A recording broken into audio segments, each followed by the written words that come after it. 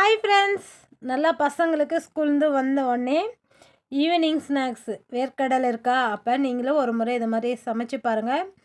Beach சுண்டல் எப்படி செய்யுதுன்னு வாங்க வீடியோக்குள்ளே போகலாம்.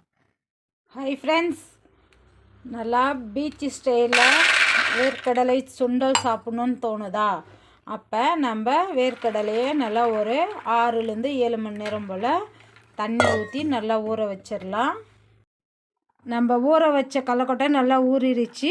இதை நம்ம குக்கரில் அதே தண்ணியோடு அப்படியே சேர்த்திக்கலாம். தேவையான அளவு உப்பு சேர்த்திக்கலாம்.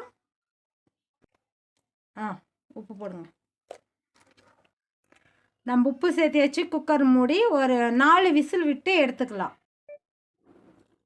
வேர்க்கடலை நல்லா வெந்துருச்சு பாருங்கள் ஃப்ரெண்ட்ஸ். வடித்து எடுத்தாச்சு.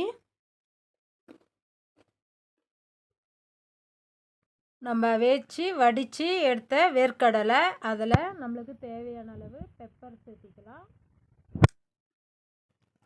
துருவின தேங்காய் அதையும் அதிலே சேர்த்திக்கலாம் ஃப்ரெண்ட்ஸ்.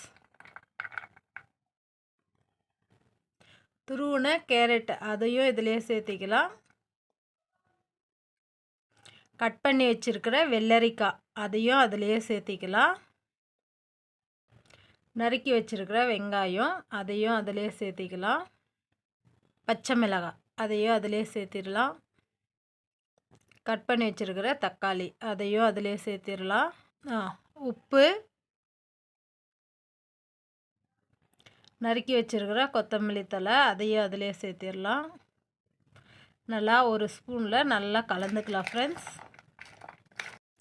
மாங்காய் இருந்தால் மாங்காய் சேர்த்திக்கோங்க. இந்த சீசனில் மாங்காய் பெரும்பாலுமாக கிடைக்கிறதில்ல, அதனால் நான் கொஞ்சமாக எலுமிச்சம்பழம் அதிலே புழிஞ்சு விட்டுக்கலாம். பீச் சுண்டல் நம்ம வீட்டிலையே இன்றைக்கி ரெடி ஆயிடுச்சு. உங்களுக்கு பீச் ஃபீலிங் வேணும்னா மொட்டை மாடி இருந்தால் மொட்டை மாடியில் போய் உட்காந்து சாப்பிடுங்க ஃப்ரெண்ட்ஸ்.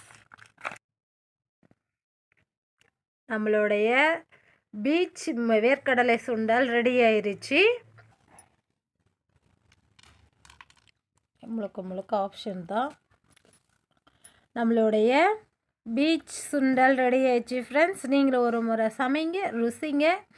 என்னோடய சேனல் பிடிச்சிருந்தால் லைக் பண்ணுங்கள், ஷேர் பண்ணுங்கள், கமெண்ட் பண்ணுங்கள், சப்ஸ்கிரைப் பண்ணுங்கள்.